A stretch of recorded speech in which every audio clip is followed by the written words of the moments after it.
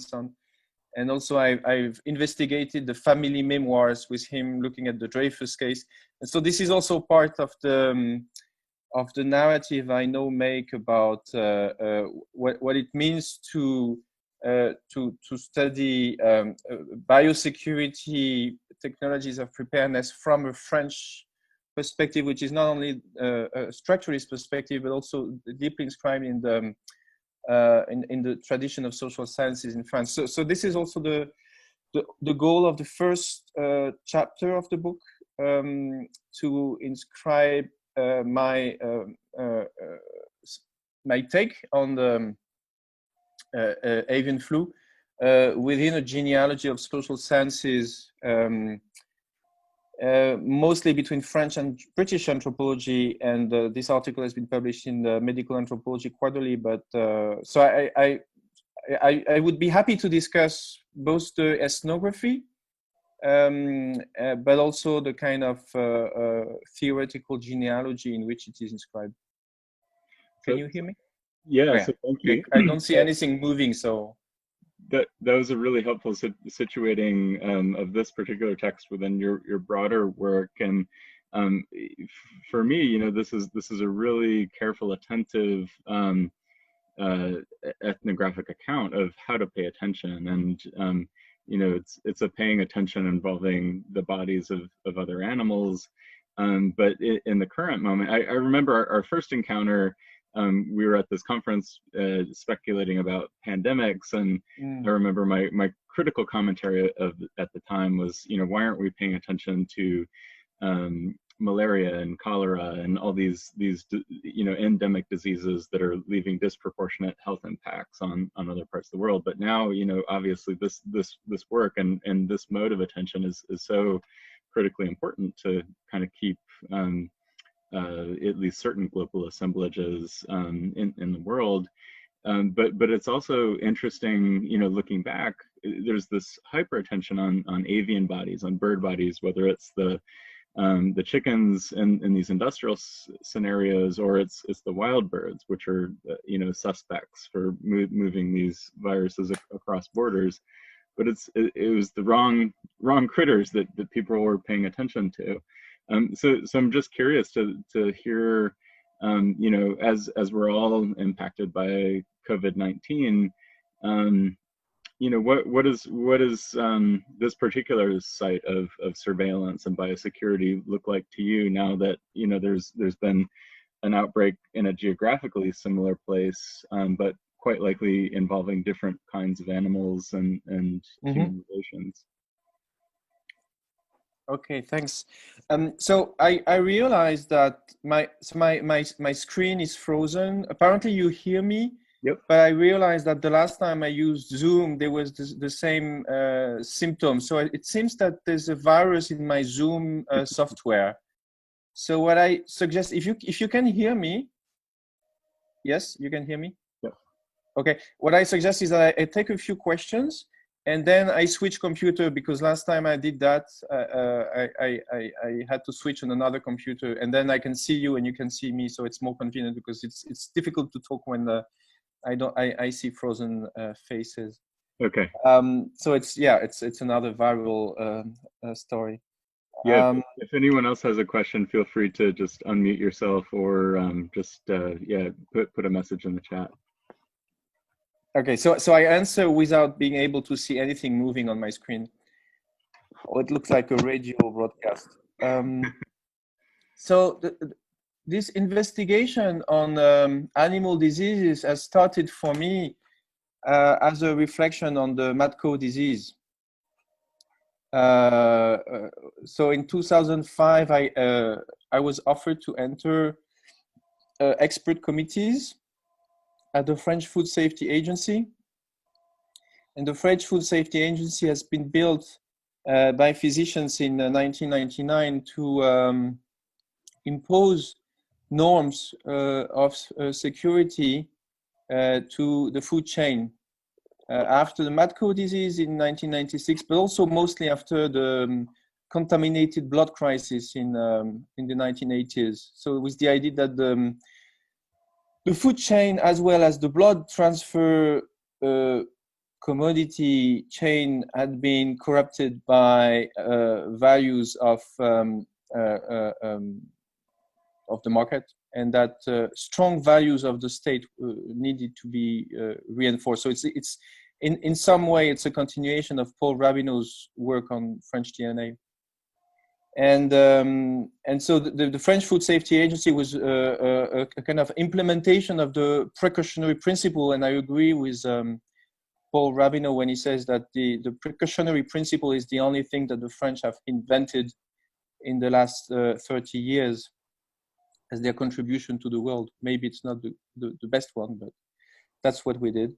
So I made a lot of interviews between 2005 and 2007 with some physicians and vets and microbiologists who were in charge of implementing the safety of the food chain, particularly as regards to mad cow disease, but then, so in terms of slaughterhouses and things like that. But then there was a bird flu that emerged in France, that arrived in France from China in 2005, in France and the rest of European countries.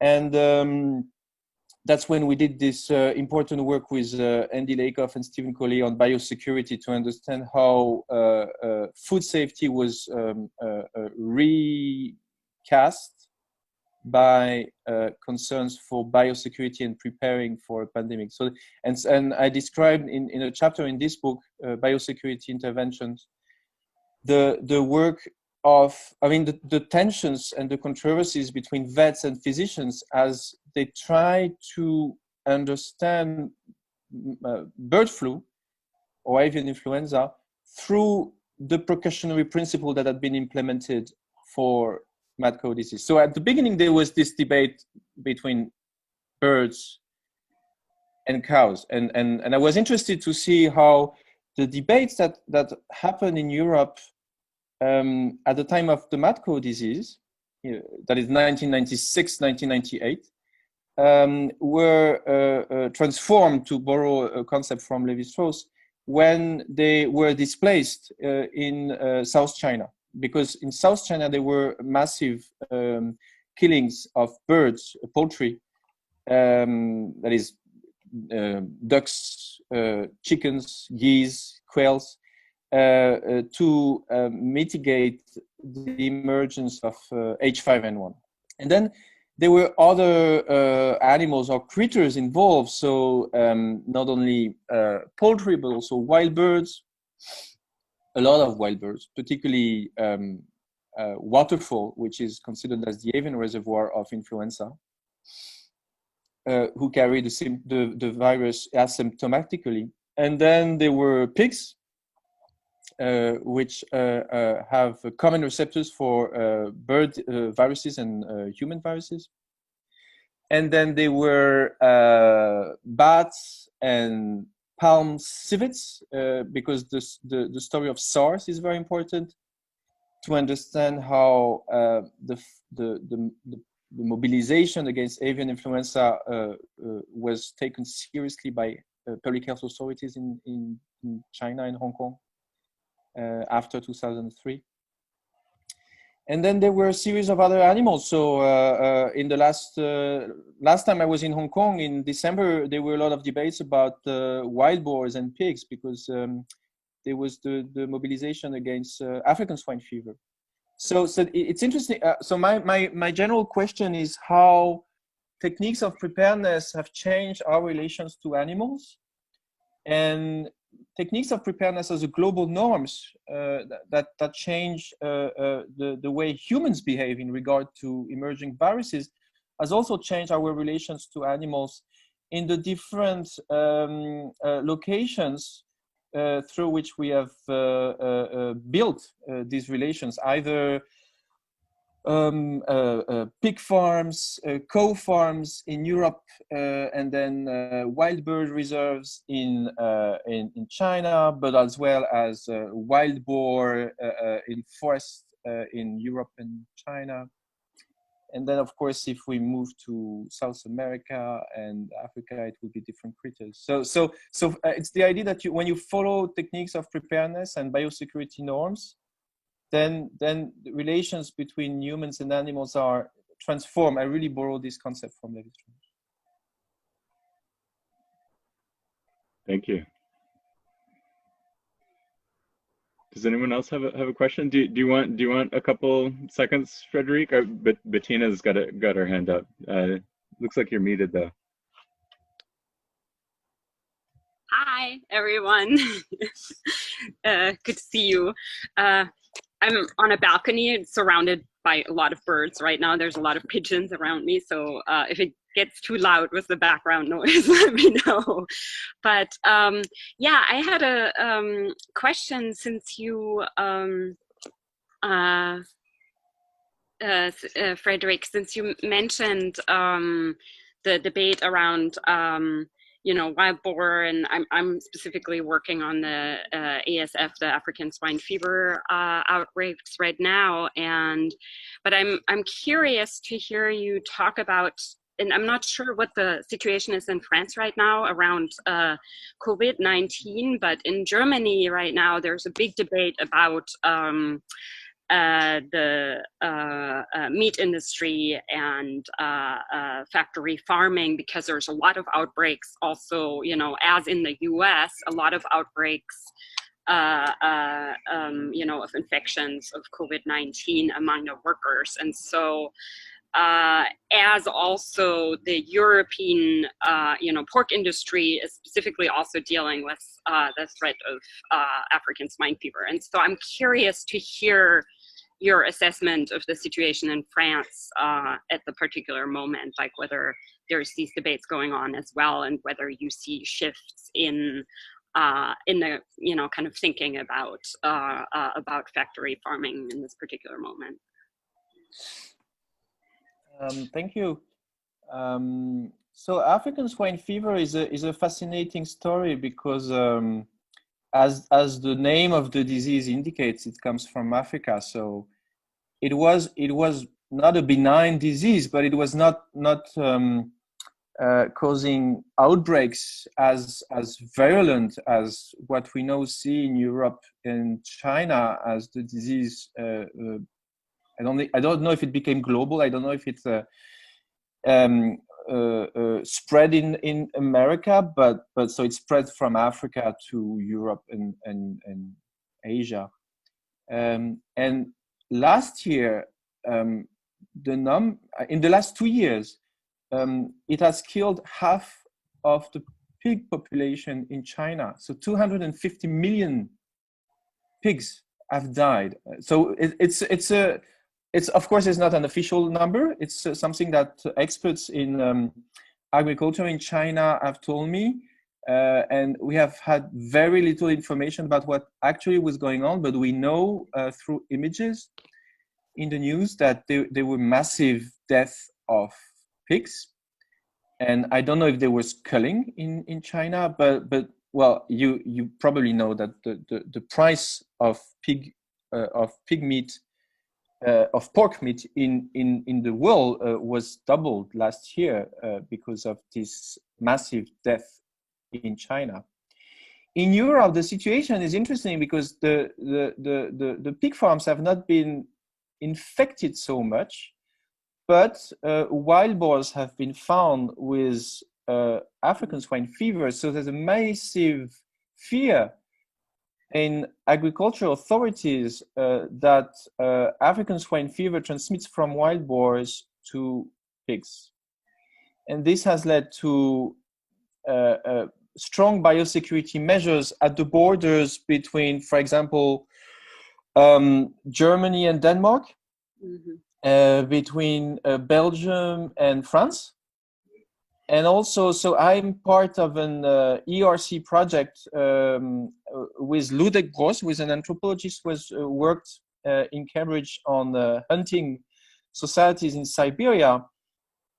And he now works on how hunters are enrolled by veterinarians in all Europe to control the spread of African swine fever from wild boars to pigs.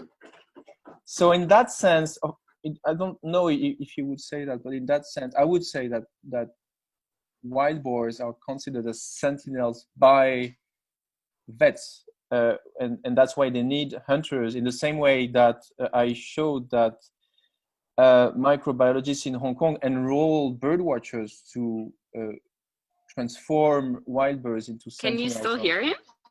Can you hear me? Yes. Okay.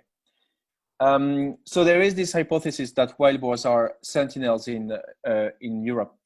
And this goes with a major trend, which is the multiplication of the proliferation of wild boars as a species that benefits from the Anthropocene, if you want, in the sense that when cities become bigger, when humans produce rubbish, then wild boars consume the rubbish of humans and they get closer to human habitats. And so in this project, we also look at how wild boars get closer to Berlin or Barcelona. It's not something that happens in Paris, but the place where I live, in the forest of Fontainebleau, is also a place where we can observe a proliferation of wild boars and a new role given to hunters as agents of biosecurity. Now, what I found very interesting in the small interviews I made, in the short interviews I made in Hong Kong last December, was that there's a movement of compassion among young students and activists in Hong Kong, basically arguing that wild boars in Hong Kong should not be killed.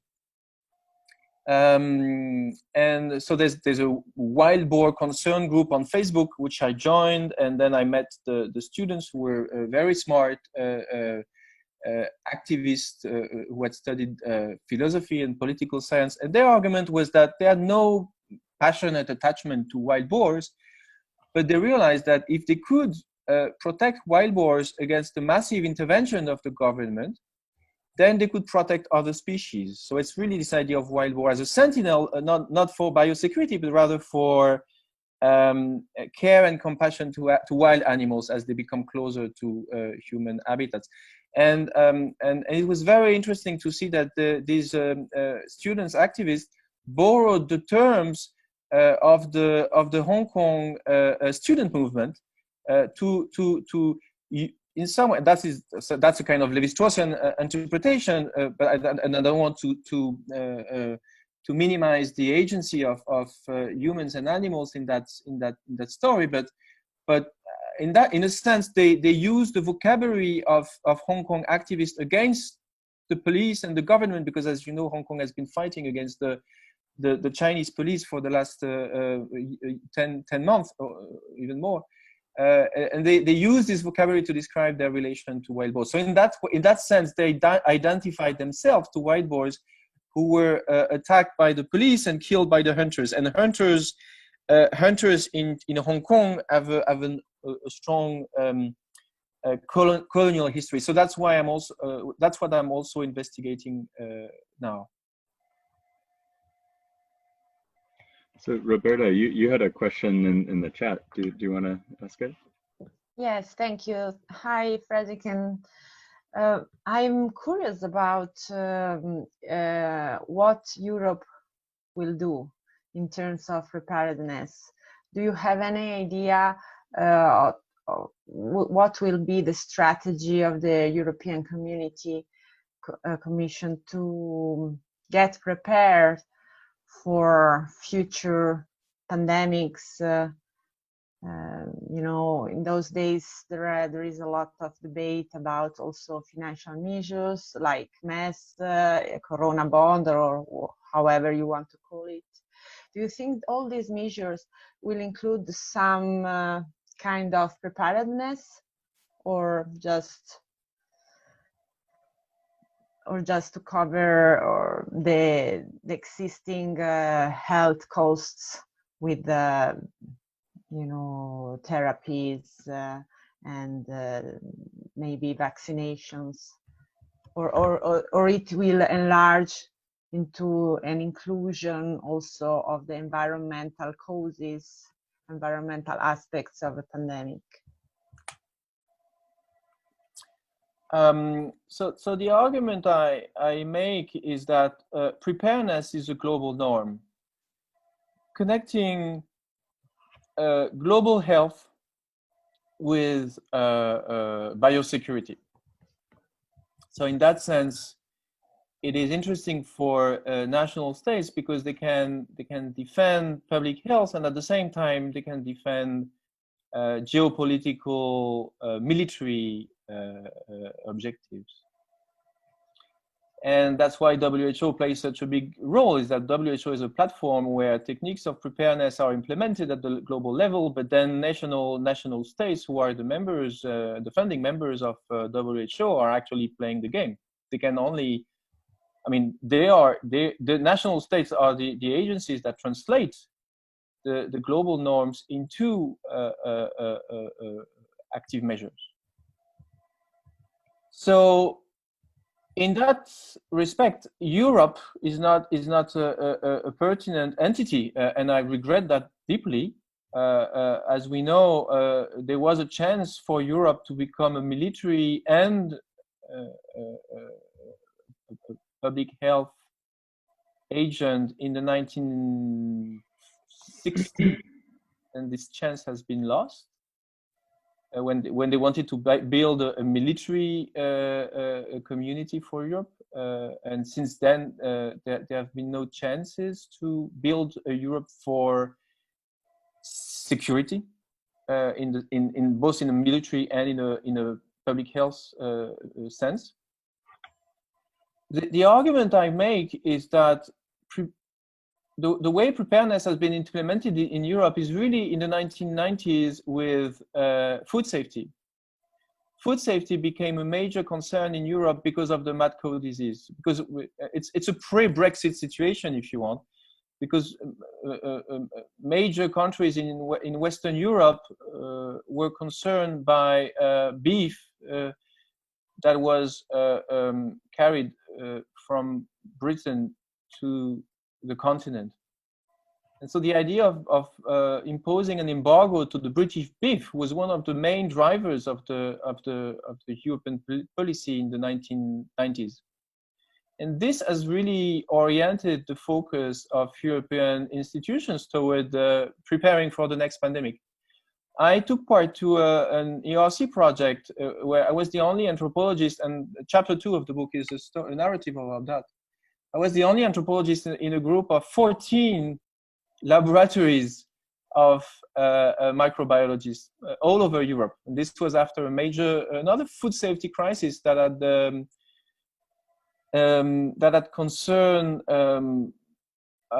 people in Germany eating organic beef, and it turned out that these people had also eaten sprouts that had been cultivated in Egypt, and the blame was put on Spanish cucumbers, and so they destroyed Spain had to destroy under a European decision a massive number of cucumbers. There was the curled cucumbers, which is very strange. And so after this event, for 5 years, there was this funding of so it's called Antigone, anticipated the global onset of new epidemics. I was very surprised that these microbiologists were working very well. They were very good at thinking in terms of preparedness.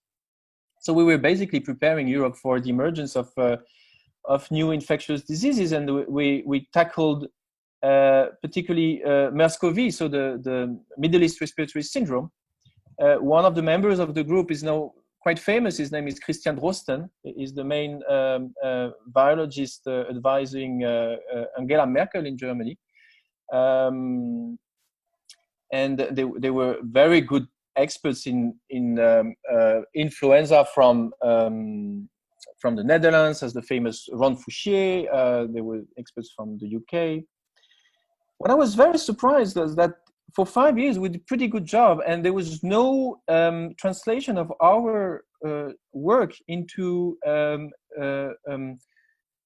norms or measures at the European level. So it seems that Europe is a major source of funding for research, but it's not the level at which debate about preparing for pandemics happens. And particularly now, as we need to focus the politics of preparing for the next pandemic, which will not be a coronavirus disease, but can be a mosquito disease or can be any kind of disease.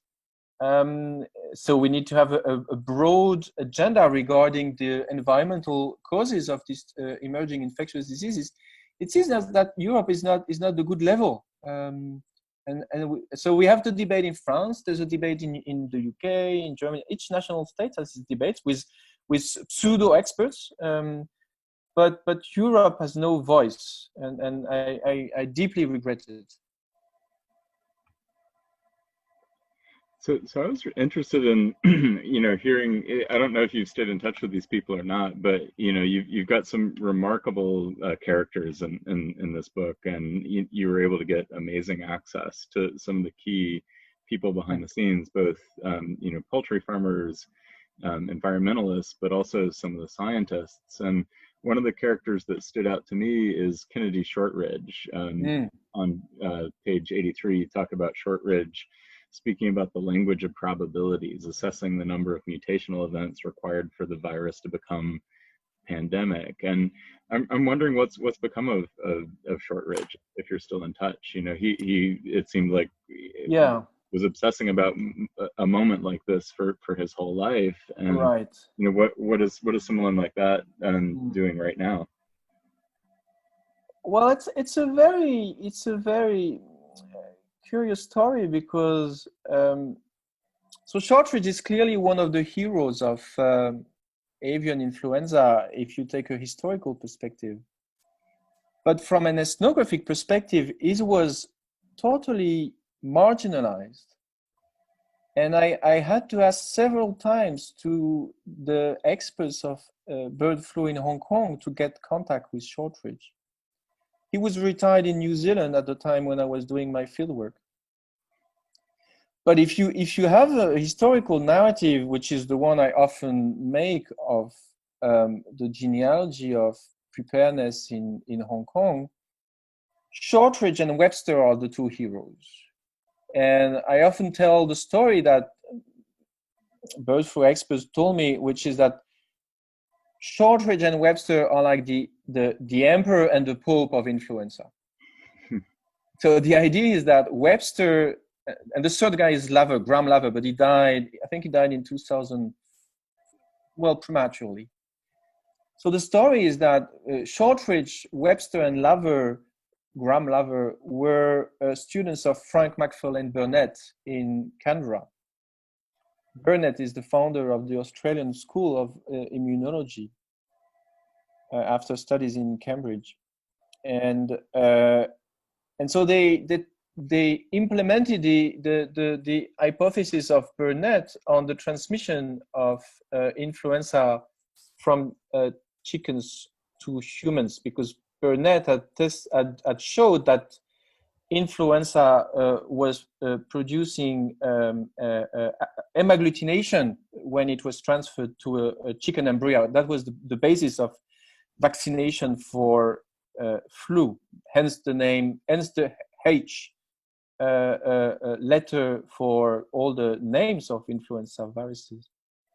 And so Laver and Webster made the hypothesis that white birds were carrying influenza viruses, and they tested a massive number of wild birds, not only in Australia, but all over the world, to compare the antibodies to flu viruses in birds. And they made a data bank, a viral bank, which Webster implemented in Memphis, Tennessee. And Webster is still the main expert. I think he's still, I'm sure he's still alive.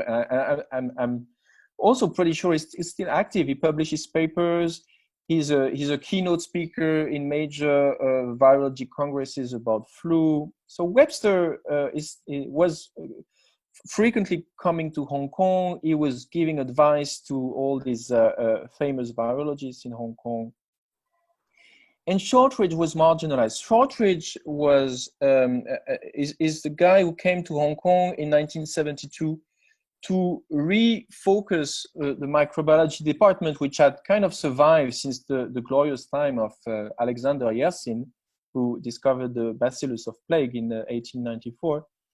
And Shortridge focused the researchers in microbiology in Hong Kong on precisely the same work as Webster, but in South China, so the idea that you will compare antibodies to flu among birds, chickens, ducks, geese, quail, but also pigs.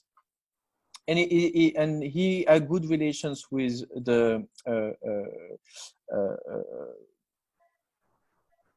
a lot of officials in agriculture in Guangzhou, and they had conferences. And he based on this information, I don't think he made investigations by himself, but based on the information he had from officials in Guangzhou, which at the time in 1972, which was already quite nice. I mean, China was not member of WHO at that time.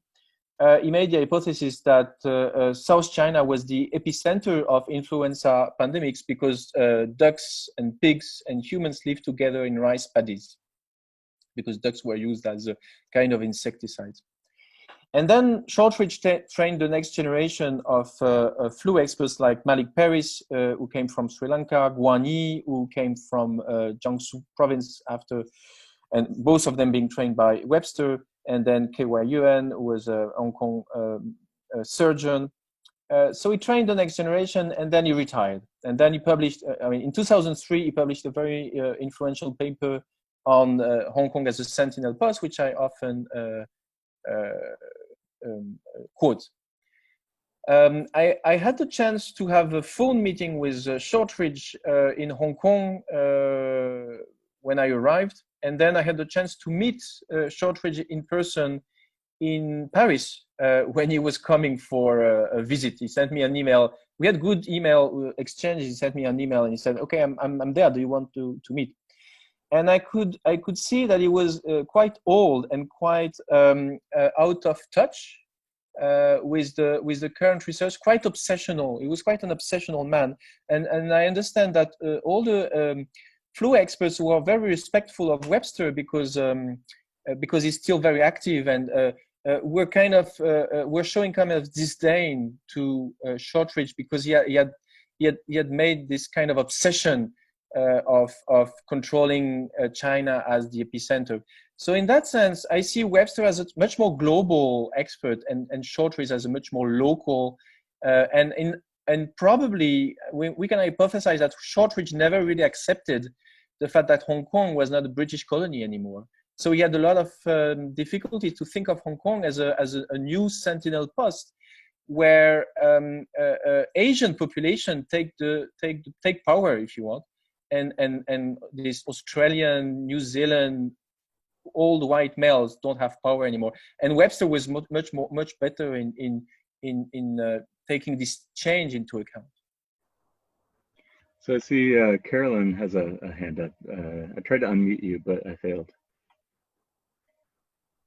Hi there. I'm Carolyn Angleton. I'm a bioartist from the United States, and really happy to have you here talking today. And I wanted to pick up a little bit on some of the mentioning of the role of aesthetics in this issue, and specifically starting with the line that about when anticipating an uncertain future, you need to look for soft signals or weak noises. Mm-hmm. And this line that Sentinels display all potentialities of relations between self and other at different levels and scales for reasons of prestige and almost as an aesthetic experience.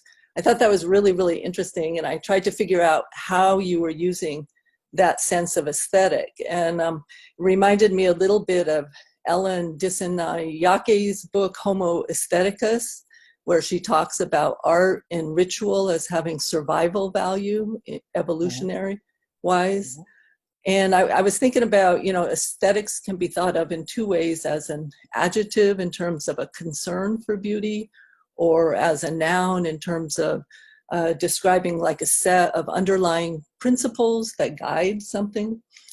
And you come back to that again kind of when you're talking about a theory of signal selection, in terms of monitoring all signals, kind of a post-Darwinian, not just sexual signaling, but monitoring of all signals to show prestige was another kind of idea introduced. And so I wondered, it was a little bit confusing to me, but also really intriguing to me in terms of kind of trying to figure out what is the role of aesthetic looking or aesthetic principle. And I wondered if you could talk a little bit more about the role of aesthetics and also the role of ritual in preparedness. Thanks. So it's quite a difficult question because this is really one of the underlying theoretical trends of the book, and I try to make it clear in a book I'm now working on, which the title would be a beautiful signal, and it's an attempt. It's a series of articles, but which I try to encompass in now in the introduction. And the idea is that early warning signals, the value of early warning signals for pandemics or environmental threats is not epistemic. So it's not a question of truth. You don't know what is a false or a true alert. It's not moral. It's not a question of the good government, as we now see. But it's aesthetic. So it's what is a beautiful signal is a signal that is both quick and clear. And so when the signal is quick and clear, then other living beings who receive this signal can act consequently. And I borrowed this idea to an ornithologist whom I met before he died, whose name is Amos Zahavi. He's an Israelian ornithologist, but I actually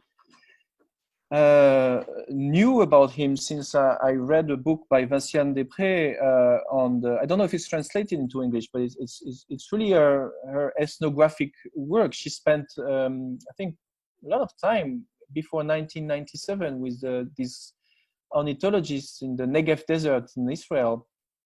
And with his wife, Avishag, Zahavi showed that there are birds in the Negev desert that have sentinel behaviors. That is when they, so he spent a lot of time with them, feeding them and observing them. And he observed that when these birds were attacked by a predator, so one bird went to the branch of a tree and started shouting at the predator. But instead of one bird shouting loudly at the predator, so the predator can be a wolf or any kind of animal that bears a threat to birds, instead of shouting loudly, instead of one bird shouting loudly, there were a bunch of birds who went on the same branch, and they started singing differently. And the idea, so Vinciane Després described it as a choir or as a dance.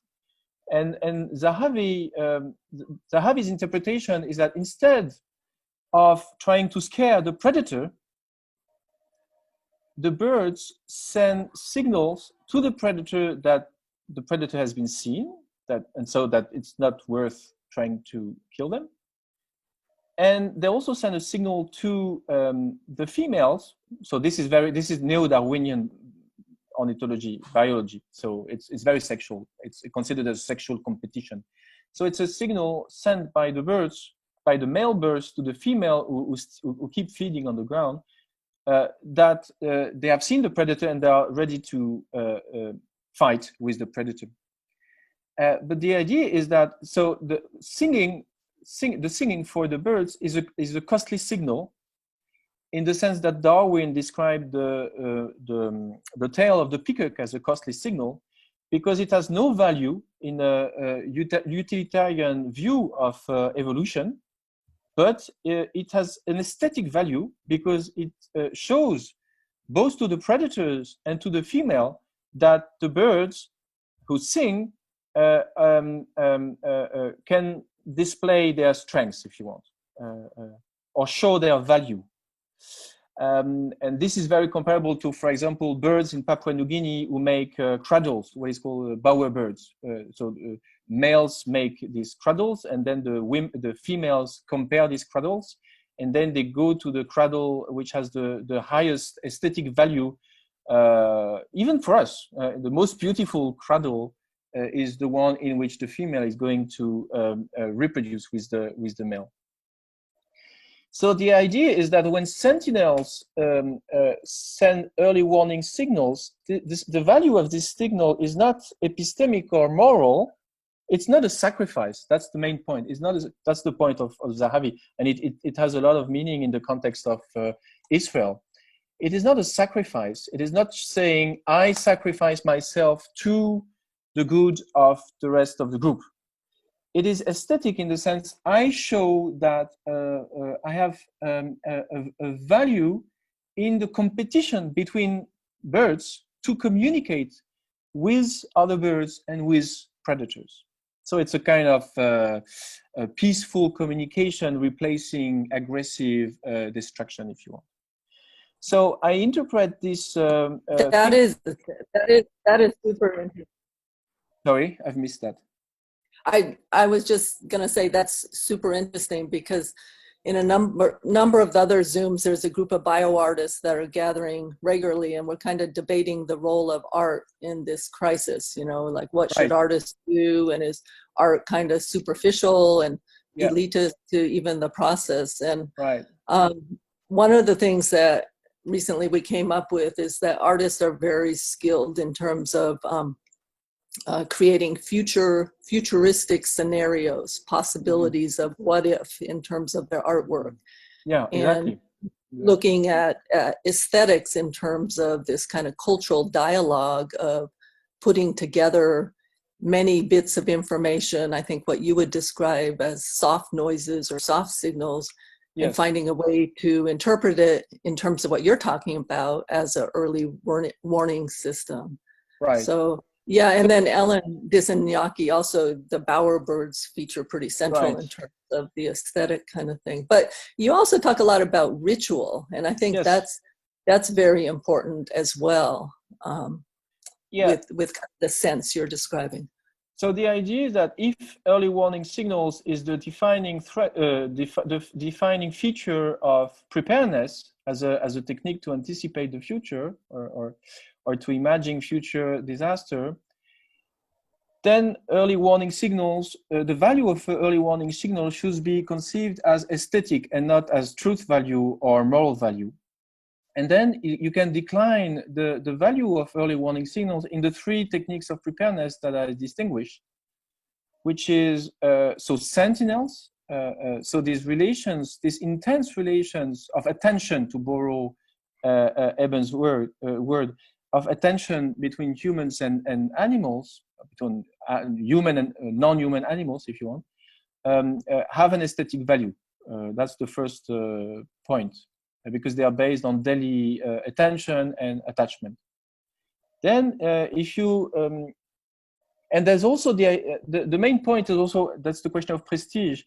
The main point is, and that's also borrowed from Levi-Strauss, is sentinels are a mix of competition and collaboration. So sentinels compete with each other to make the best early warning signal, but they also exchange information because you need information. So for example, Hong Kong and Singapore and Taiwan have been in competition since SARS to make the best signal of emergence of pandemics. And it's not a coincidence if they are also major sources of global art. I mean, of attraction of artists, because they want to attract investors to show that they are safe, and they want to attract artists precisely to think about the signals that they can raise at the global level. Then the second technique of preparedness is simulation and scenarios, worst case scenarios.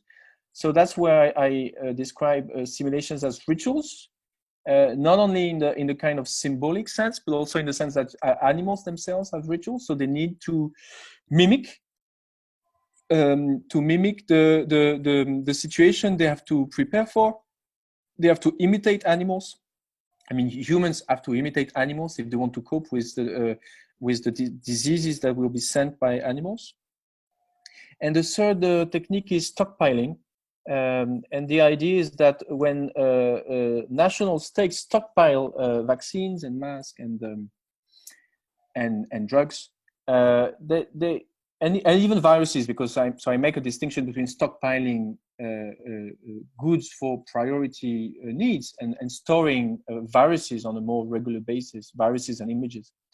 And the idea is that when the states stockpile and store all these goods to prepare for future pandemic, the value of stockpiling is not only, so this is a discussion with bio capital and bio value. The value is not only a value, precisely it's not a capitalist value, it's a value of prestige. So it's really coming from Bataille and the idea of, how do you say that, dépense, spending? No, the idea of the cursed share so the idea that capitalism needs to stockpile and destroy, precisely because the value of the commodities is not utilitarian, but it's for prestige. And this also goes back to Franz Boas' observation and Mo's interpretation about the gift and all that, and the potlatch. I think that stockpiling is a massive global potlatch. We are now observing a massive global potlatch of masks. I think that's a brilliant note to end on, and I want to really thank you, Frédéric, for coming out on a Sunday, and everybody else for those of us in my time zone for waking up on a Sunday. Michelle for staying up insanely late in Melbourne on a Sunday. So next week on this same Zoom channel, same time slot, we're going to really get at what a virus is. John Dupre, and John Dupre, famous for theorizing the species concept, his notion of promiscuous realism, thinking about species in different domains of life, argues that a virus very much is alive, and we think of it not as a thing or an entity, but as a process. So we'll have a chance to reckon with some of Dupre's core thinking about viral processes, while also reading some of the original taxonomic papers about SARS-CoV-2 or COVID-19, whatever you want to call it.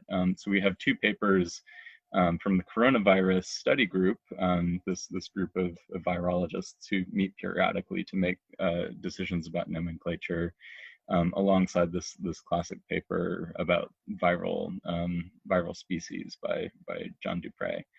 So again, Frédéric, thank you so much for joining us. It was a real delight, and your book is so timely right now.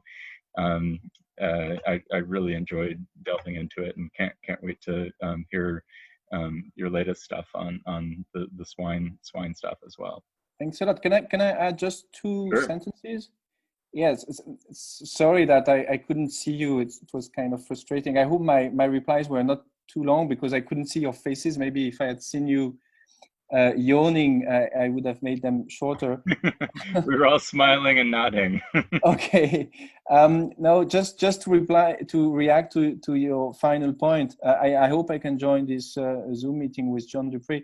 But just for me, a virus is a sign. It's a sign of something bad, of the bad news in the relations. It's a sign that the relation between humans and animals is turning badly.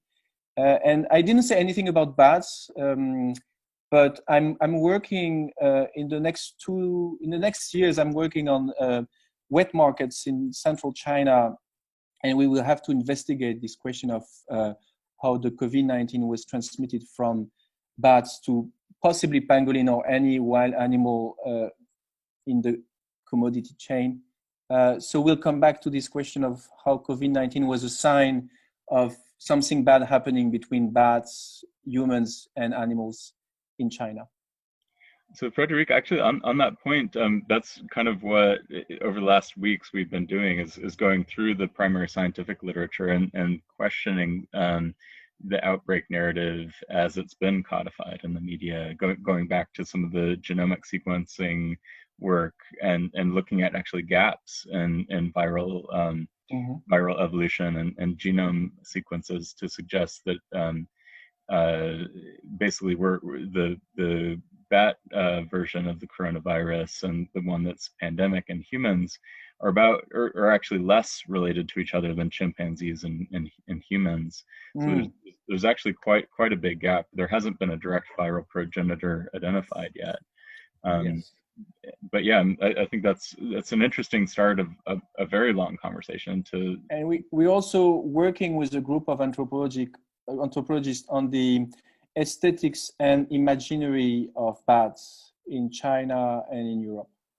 Mm-hmm. So we'd be happy to share that with you.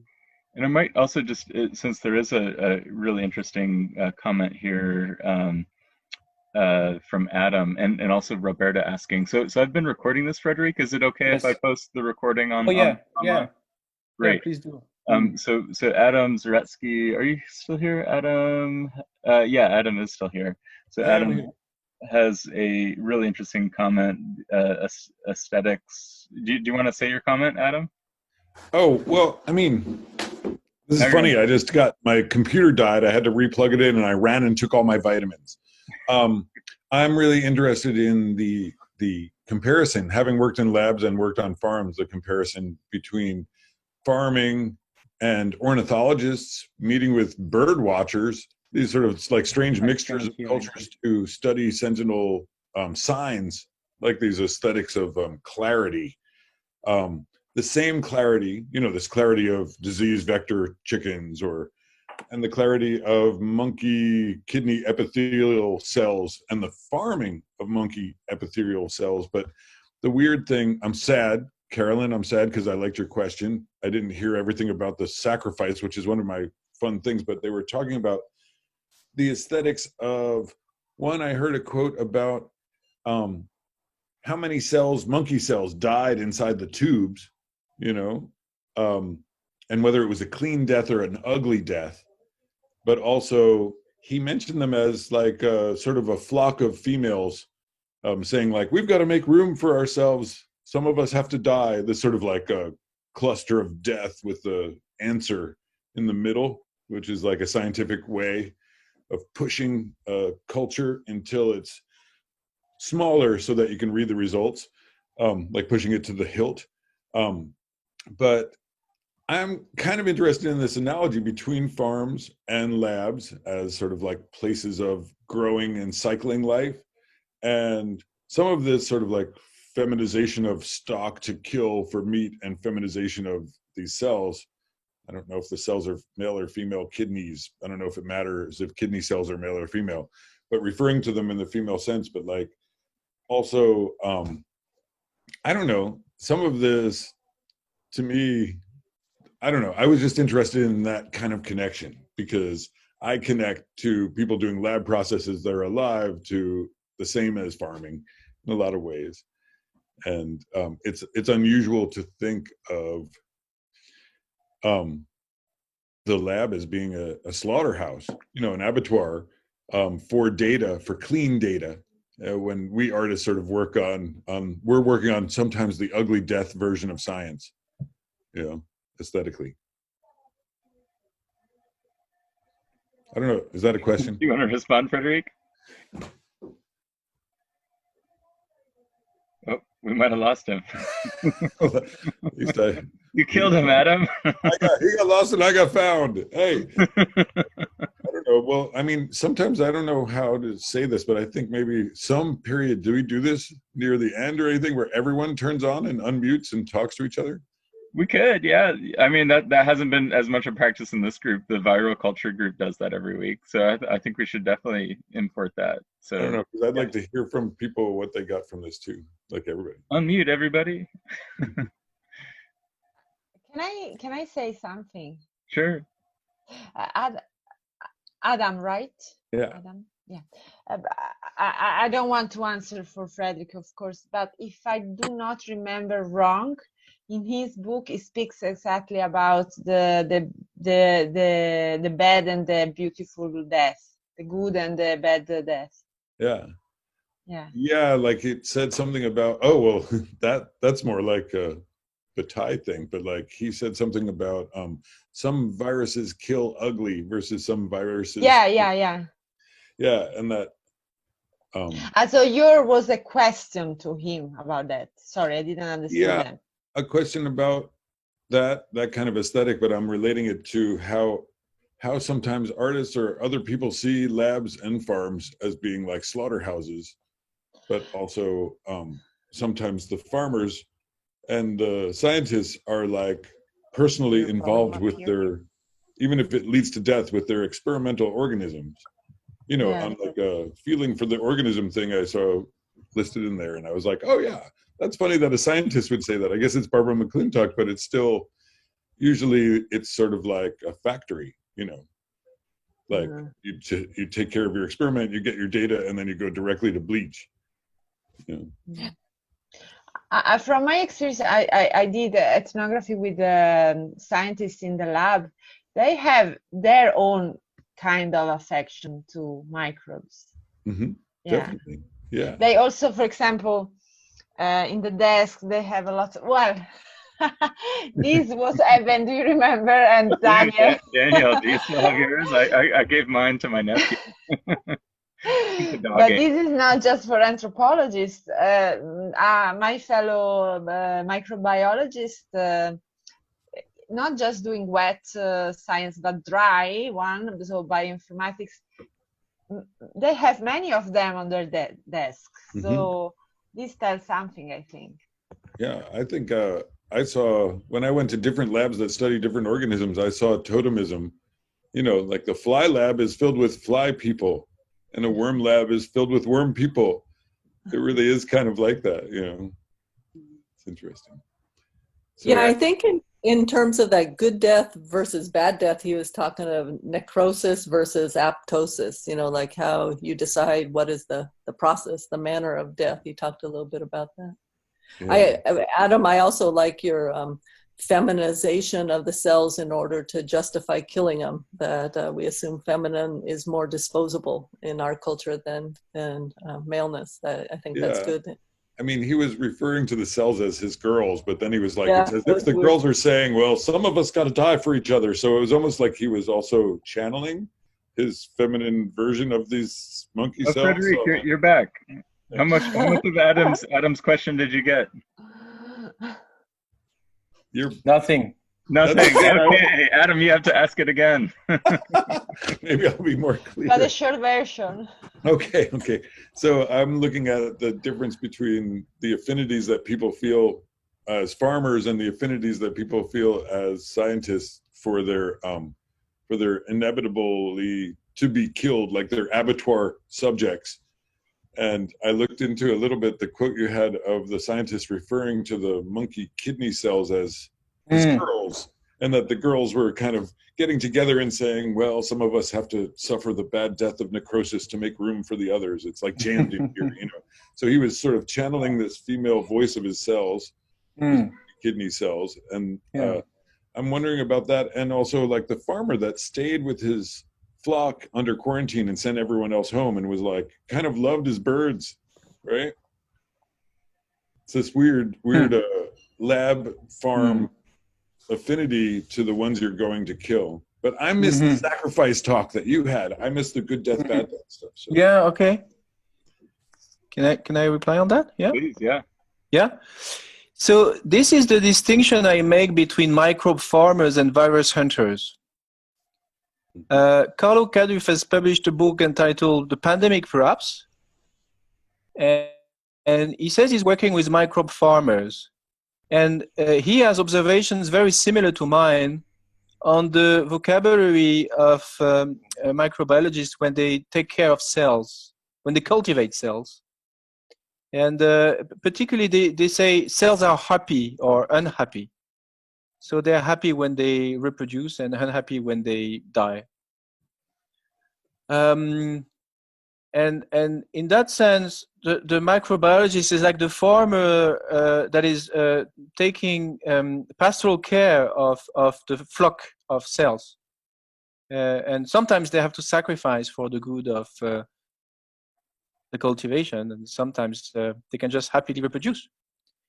Now, the virus hunter takes a different perspective, because precisely the virus hunter sees humans from the perspective of bats or birds, because, as I said, they consider viruses not as living entities but as signals that something is going bad, that the ecosystem has been disrupted.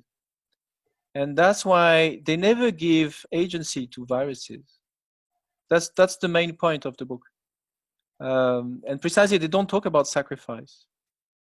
Because, and that's a discussion with Viveros de Castro and Descola about hunters in Amazonia, is that you don't need sacrifice to understand what is going on in the shamanistic discourse about relations between hunters and game in Amazonia. Well, so yeah. That's where I make a distinction. Yeah? I wonder if when the virus becomes the part of the person or the organism's genome, isn't it then re-alivened, but not as a virus, but as actually like as a reproductive part of an insertion, almost like a making transgenic.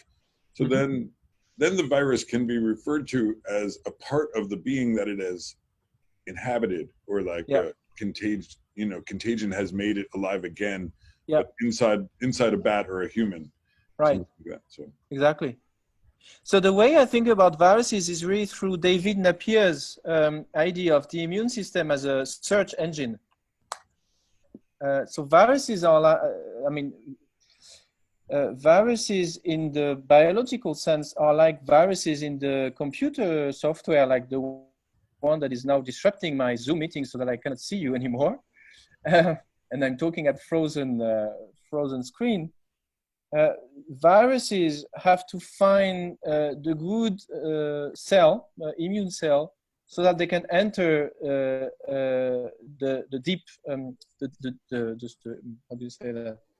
The deep part of the computer, to become part of the information of the computer itself, rather than being external information.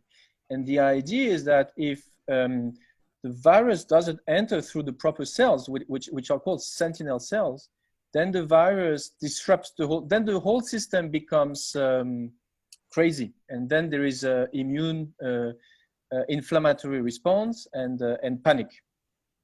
So in order for the virus to become part of the system, sentinel cells have to do their job and transform the virus into a good signal.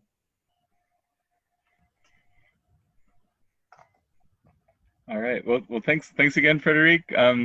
Thank you to everyone for coming out on Sunday, and see you soon. See you next week. Thanks a lot, Eben. All right. Yeah. Bye-bye to all.